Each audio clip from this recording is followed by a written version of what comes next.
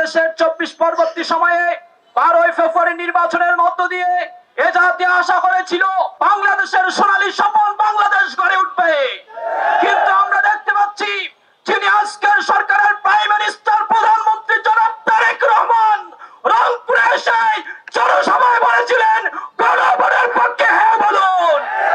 আজকে আমি prime minister জনাব তারেক রহমানকে জিজ্ঞাসা করতে চাই, রংপুরের মাটি থেকে আপনি গণভোটের হ্যাঁ ভোট দিয়ে শপথ না নেওয়ার কারণে বাংলাদেশের মানুষের সাথে প্রতারণা করেছেন। সংগ্রামী সাথী ও বন্ধুগণ, মনে রাখবেন 24 জুলাই আন্দোলন না হতো, লন্ডন থেকে আপনি সালাউদ্দিন সাহেব ভারত থেকে বাংলাদেশে আসতে পারতো না। আজকে যারা সংসদে বসে সংবিধানের দোহাই দিয়ে গণভোট এবং জুলাইকে না বাস্তবায়ন করার জন্য রায় দিতেছেন, ওদেশে কি তাদের বিপক্ষে বাংলাদেশ জনরসে পরিণত হবে। বাংলাদেশের মানুষ নতুন করে স্বপ্ন দেখতে শিখেছিল, বাংলাদেশের মানুষ স্বপ্ন দেখতে শিখেছিল যে ফ্যাসিবাদ মুক্ত নতুন বাংলাদেশ বিনির্মাণ করবেন, যে গণভোটে বাংলাদেশের 70% মানুষ গণভোটের পক্ষে রায় দেখিয়েছিল। সেই গণভোটের পক্ষে রায়কে বর্তমান সরকার সেই গণভোটের রায়কে নস্যাৎ করার পায়তারা করছে। আমরা হুঁশিয়ার করে বলে দিতে চাই, আপনারা সংবিধানের দোহাই দিয়ে জনগণের যে রায়কে নস্যাৎ করার চেষ্টা করছেন, বাংলাদেশের জনগণ সে রায়কে মানবে না ইনশাআল্লাহ। প্রিয় উপস্থিতি, আমরা বলতে চাই বর্তমান সরকার সংবিধান সংস্কার এবং জনরায়কে তাদের সংসদের সংখ্যাগরিষ্ঠতার জোরে তারা আবারও একটি ফ্যাসিবাদের রাষ্ট্র কায়েম করতে যাচ্ছে, তারা আবারও এই দেশে ফ্যাসিবাদী কায়েম করতে যাচ্ছে। বাংলার মানুষ তাদের এই চক্রান্ত মানবে না।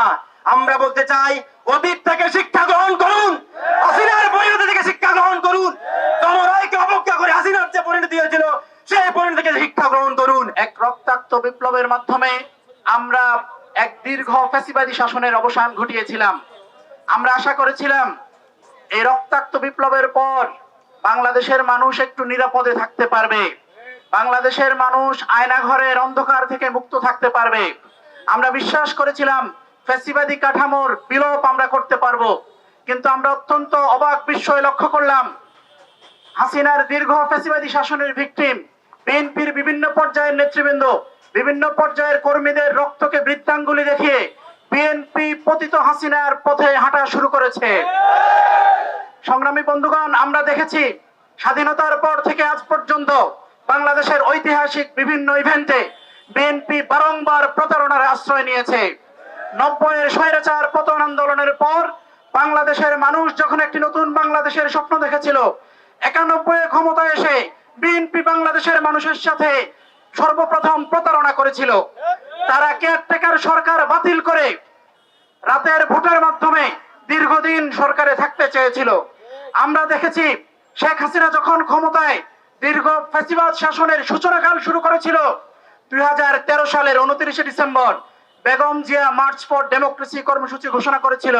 সেই কর্মসূচিতে ছাত্র শিবিরের শহীদ মনসুর জীবন দিয়েছে, বিএনপির কাউকে রাজপথে দেখা যায় নাই। বিএনপি আজকে যে সংবিধানের দোহাই দিচ্ছে, সেই সংবিধানের দোহাই দিয়ে সেই সংবিধান তাদেরকে তাদের দলীয় নেত্রীর বাসার সামনে থেকে বালুর ট্রাক সরাইতে পারে নাই। যখনই আন্দোলন সংগ্রামের প্রশ্ন এসেছে, বিএনপি বারংবার ঈদের পর আন্দোলনের নামে এক হাস্যকর কথাবার্তা বলে বাংলাদেশের মানুষের সাথে তামাশা করেছে। জুলাই বিপ্লব যখন হয়, আমরা যখন জুলাই বিপ্লবের নেতৃত্ব দিচ্ছিলাম, আমরা বিএনপির হাই কমান্ডকে রিচ করেছিলাম। আমরা বলেছিলাম আপনারা আমাদেরকে সমর্থন দিন। তারা বলেছিলেন এই মুহূর্তে সরকার পতনের কোনো পরিকল্পনা তাদের নাই। আমরা অত্যন্ত দুঃখ ভারাক্রান্ত হৃদয়ে তাদের কাছ থেকে ফিরে এসেছিলাম। যখন বিপ্লব সফল হচ্ছিল, বিএনপির নেতৃবৃন্দ এবং বিএনপির কর্মীরা শেষ মুহূর্তে রাজপথে নেমে সেই বিপ্লবে নিজেদের স্টেক নিশ্চিত করার চেষ্টা করেছে। কিন্তু বিপ্লব পরবর্তী সময়ে শেখ হাসিনার রেখা যাওয়া উচ্ছিষ্টের উপর তারা পুনরায় রাজনীতি করার চেষ্টা করছে। সংগ্রামী বন্ধুগণ, যখন সংস্কার কমিশন একের পর এক রাষ্ট্র সংস্কারের বিভিন্ন বিষয় আলোচনা করা হচ্ছিল, তখন বিএনপি একের পর এক নোট অফ ডিসেন্ট দিয়ে সেই সংস্কার কমিশনকে বারংবার বাধা প্রদান করেছে।